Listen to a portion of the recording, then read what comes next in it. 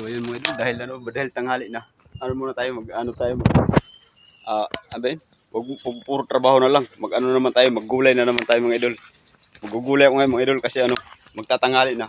Ito talaga mahirap dito mga idol pag halimbawa pag single ka, ikaw lang mag-isa talagang sulong-sulo ka ayan. Pagkatapos ng trabaho, maghahanap tayo ng gulayin. Ayun mga idol. Ito sana masarap gulayin eh. Isain. Kaso kay mga idol, bawal tayo kumuha dyan. Hindi po pwede ba mapagalitan tayo. Ito lang gugulayin natin mga idol. Ayan. Ito napakasarap mga idol. Ano tawag ito? Ang palayang ligaw ito mga idol eh. Talagang ito mga idol, hindi ito ligaw kasi parang tinanim din to. Ano? Dami niyan mga idol. Ito maganda mga idol kasi bagong maganda pa yung talbos niya. Grabe ang ganda ng talbos oh. O diba? Ay, ganda no. Ito mga idol, masarap gulayin to ngayon. Natatapakan lang kasi, kaya kailangan talaga mga idol, kukunin kasi natatapakan dito sa gilid eh. O diba? Kaya kung kayo mga idol, kung babala kayo nang bumili ng farm, bilhin nyo na to kasi binibinta to.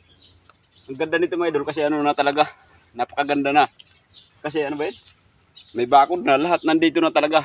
Titirhan nyo na lang, pwede kayo tumira dito, buong pamilya pa. O diba? Tapos pag may tawang kayo, pwede na rito. Ayan, ang daming gulay oh. Tapos saluyot oh, ang gaganda. Ito yung saluyot mga idol oh. Ayan ang itsura ng saluyot mga idol. Gugulayin ko rin to. Araw-araw na ako nagsasaluyot eh. Ang problema mga idol kasi kasi bawal to sa mga single eh. Joke lang. Kasi mga idol, ang bilis daw nito eh.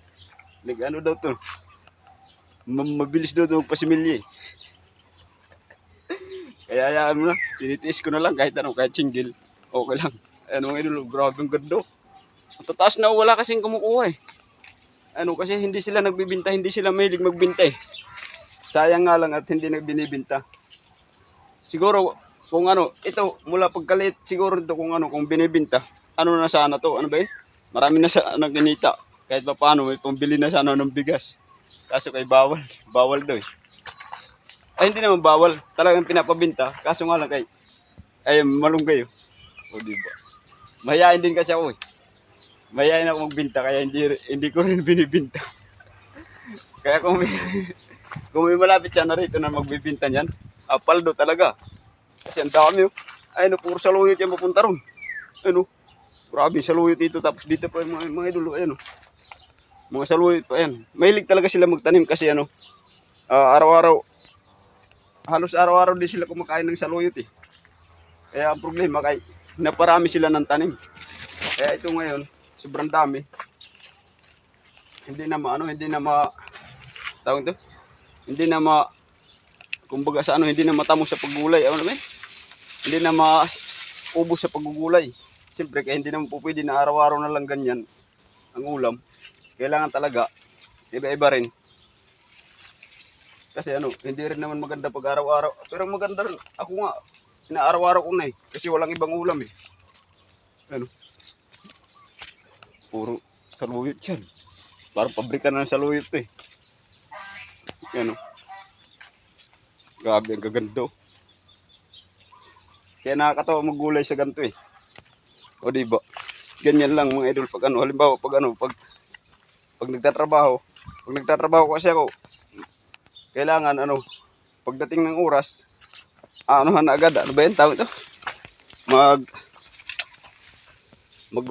Hihinto muna ako, tapos magugulay pa, kaya pag nagulay ako mga idol, madalian lang kasi siyempre, alam mo nyo naman na, tawag ito? May oras din yung trabaho natin, tapos, hindi pa lang palaya. Iba pala to, hindi pa lang palaya. May nakahalo.